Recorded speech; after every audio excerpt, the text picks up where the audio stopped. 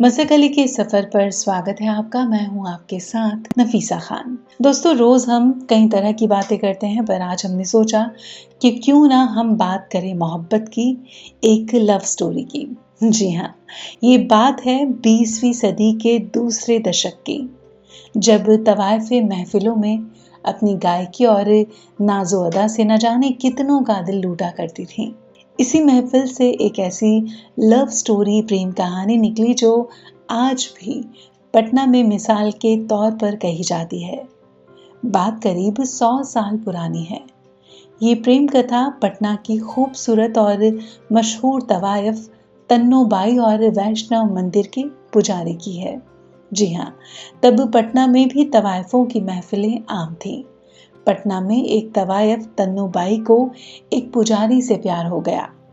वो आलीशान जिंदगी गुजारती थी, बड़े से घर में रहती थी, आवाज में जादू था।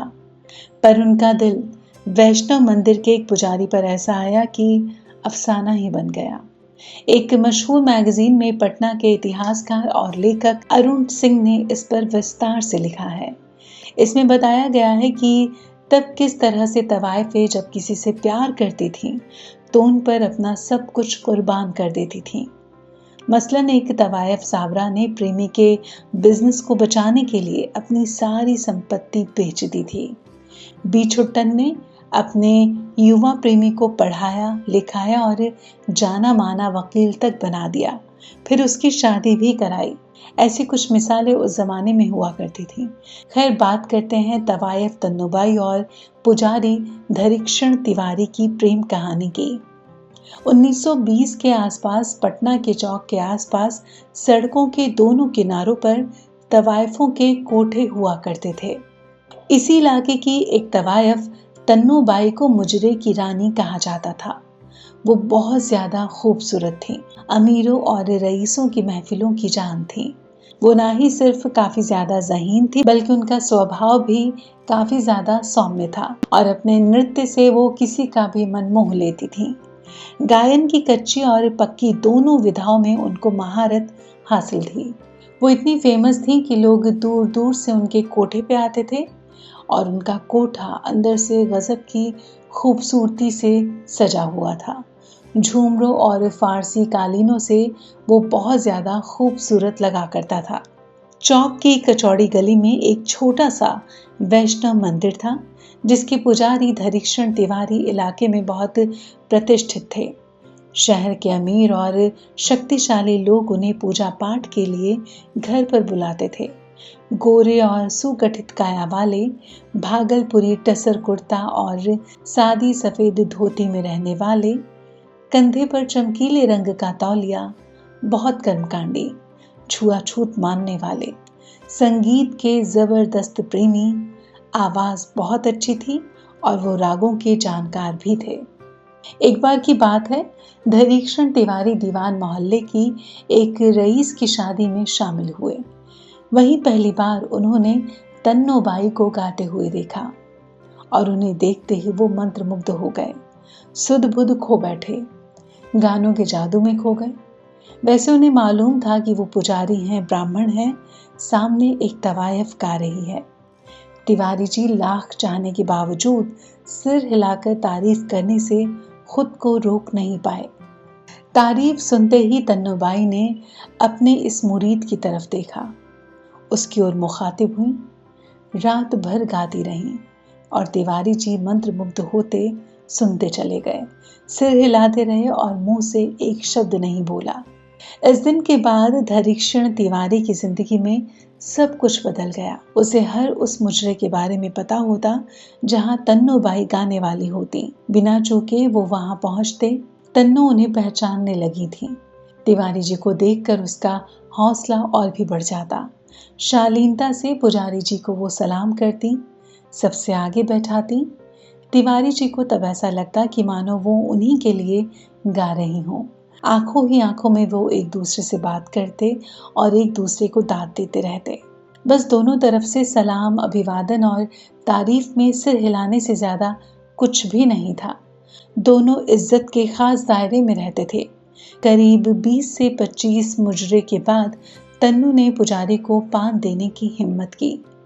तिवारी जी ने पान को माथे से लगाया, रुमाल में लपेटा, जेब में रख लिया। तन्नो मुस्कुरा दी। उन्हें एहसास हुआ कि धरीक्षण तिवारी उसका दिया हुआ पान नहीं खा सकते। उन्होंने इसे सम्मान की निशानी के तौर पर अपने पास रख लिया था। उस दिन के बाद से पुजारी जी कभी नजर नहीं आए। कई दिन गुजर गए। एक अमीर जमींदार ने तन्नू को महफिल के लिए बुलाया। 1000 चांदी के सिक्के एडवांस दिए।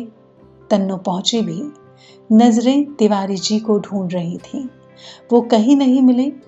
कुछ उदासी से अपने तबलची से उनके बारे में उन्होंने पूछा। तब तबलची ने उन्हें बताया, बाई साहिबा, पिछली पूर्णिमा की रात तिवारी जी का इंतकाल हो गया। तन्नू ये बात सुनकर स्तब्ध रह गईं, मानो बिल्कुल मिट्टी की मूरत बन गई हो। उनकी आंखें फटी रह गईं। जमींदार के पास गईं और बोली, मुआफ करिएगा जमींदार साहब, आज मैं गा नहीं सकूंगी। उन्होंने चांदी के सिक्कों की थैली वापस कर दी। इस घटना के बाद कई दिनों तक तन्नूबाई सदमे में रही। उनका हमेशा जिंदा दिल रहने वाला कोठा थका और वीरान नजर आने लगा।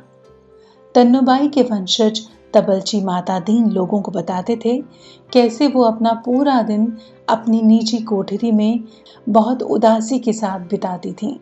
उन्हें अच्छी खासी रकम वाले निमंत्रण पर निमंत्रण मिल रहे थे, पर वो कभी भी कहीं नहीं जाती थी और हर निमंत्रण को ठुकरा देती थी। उनका स्टाफ उस तरह से उन्हें देखकर हैरान होने के साथ साथ परेशान भी होने लगा था। उनके स्टाफ के लोगों को ये महसूस होने लगा कि उनका ऐसा जीवन कैसे कट सकेगा। अपने इन्हीं लोगों के लिए और इन्हीं लोगों की फरियाद पर तन्नूबाई ने एक बार फिर से गाना शुरू किया।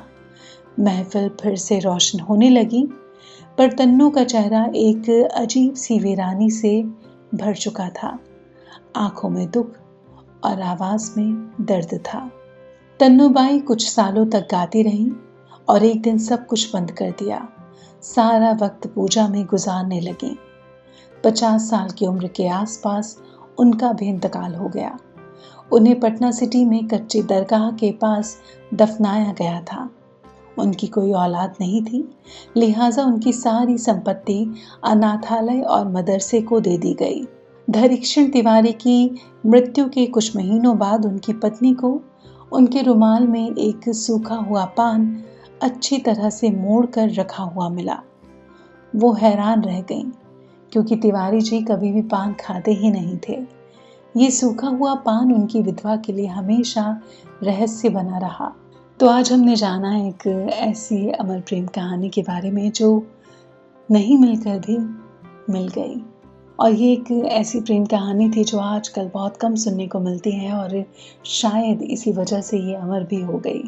आपको हमारी आज की ये कोशिश, ये कहानी, ये लव स्टोरी कैसी लगी, हमें कमेंट बॉक्स में लिखकर ज़रूर बताइएगा। और इस लव स्टोरी के बारे में अगर आपको भी कुछ पता हो तो हमसे शेयर ज़रूर कीजिएगा।